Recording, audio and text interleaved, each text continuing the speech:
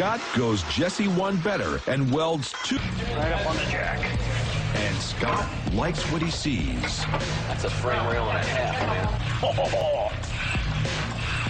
Perfect. The rear floor pan is a nice fit, but they'll need to cut a hole in it to clear the differential. Let's start with that.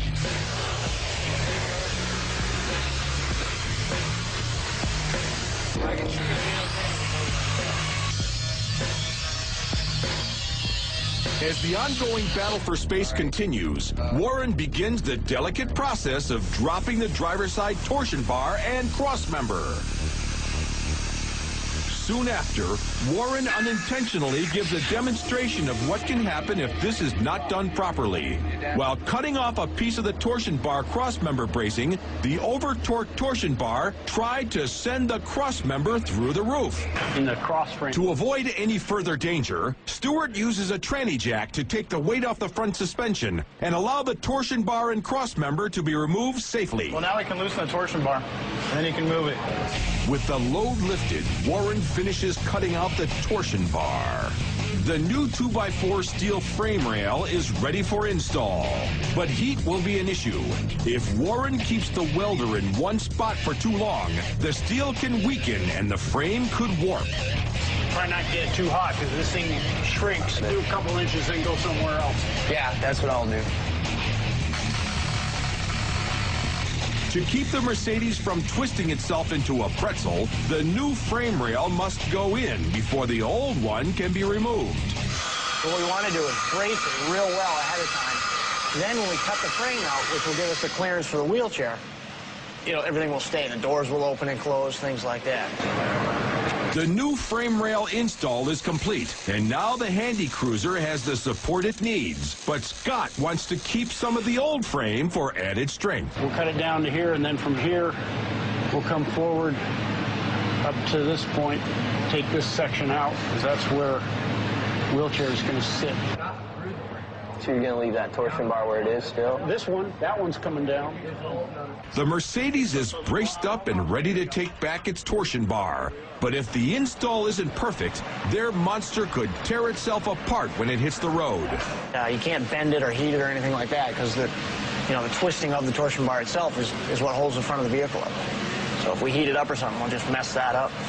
Could break or, just bend as you're going down the road or something like that. Right there.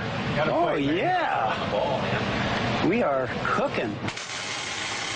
What's up? Freaking work of art. Damn. It worked. The torsion bar is back in place and ready to carry its share of the load. Their monster is one step closer to rolling out with a good foundation and a bad attitude. Having a cool car. And this was my idea, and it's time to step up and accept these people and not treat them like they're crippled or handicapped. If there's a will, there's a way, and you could look right at those two guys right there. They've been busting their ass, and they're dirty just like everybody else.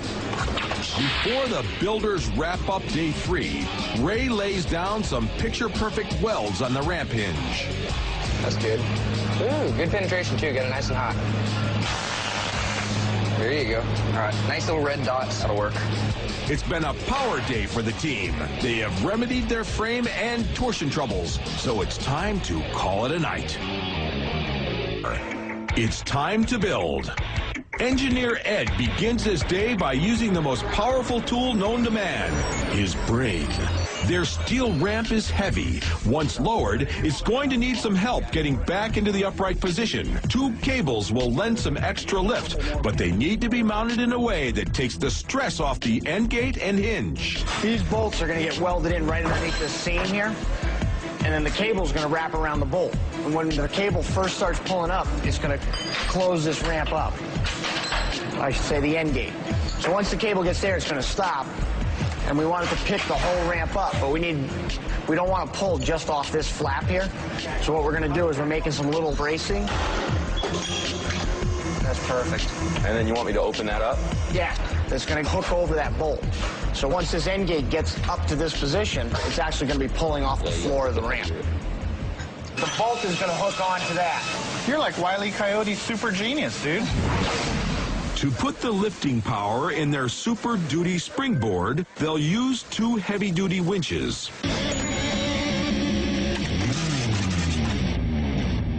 Before they can install their winches, Scott welds on Ed's custom load transferring brackets. Okay, watch your eyes. I will.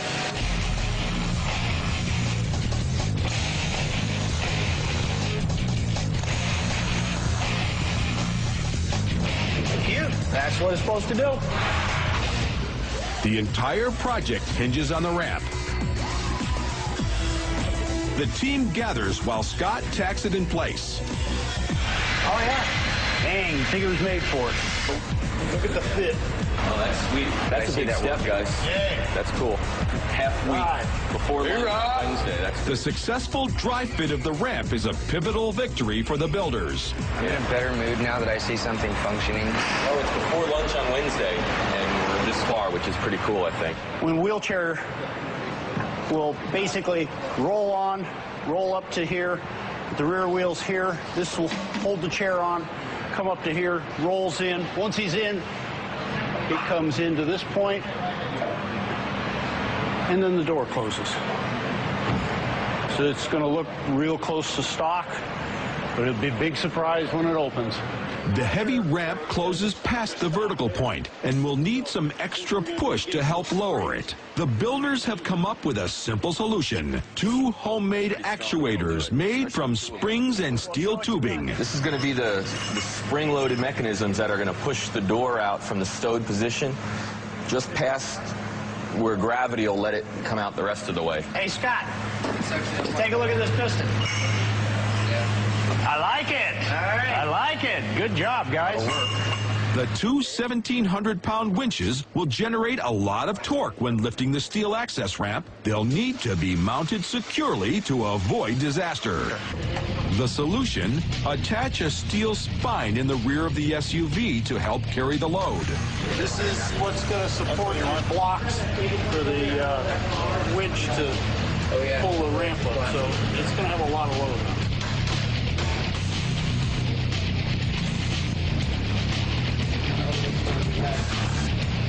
The floor pan for their monster's midsection is ready to install. It's got to be down, but it's got to go forward. Boom. That's it. Stop. On the driver's side, Scott installs the last piece of the pan.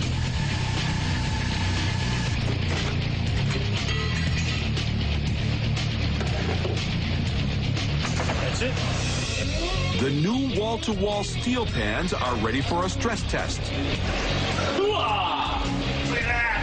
All right. Can you get all the way up there? Very comfortable position right there. It's fine. All right. Let's try closing the door over. Oh, closed. See that? That's perfect. That's it. That works. Yeah. Now we got to make it run. Yeah. It's only Wednesday afternoon, so. It's a big victory. Yeah? It's a big victory. The ugly hump rising out of a hole in the rear floor section is for the top of the differential. It can't be avoided, so Jesse bangs out a slick pumpkin cover. That should get us started in the right direction. A master of many tools, Jesse always draws a crowd when he puts the English wheel to work. We've got one of these in our race shop, an English wheel, and I've never seen anybody use it.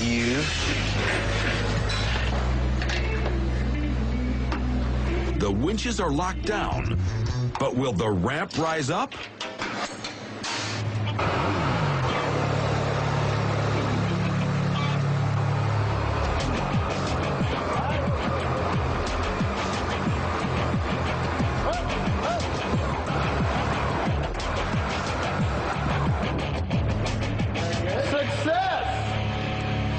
The ramp works fine lifting itself.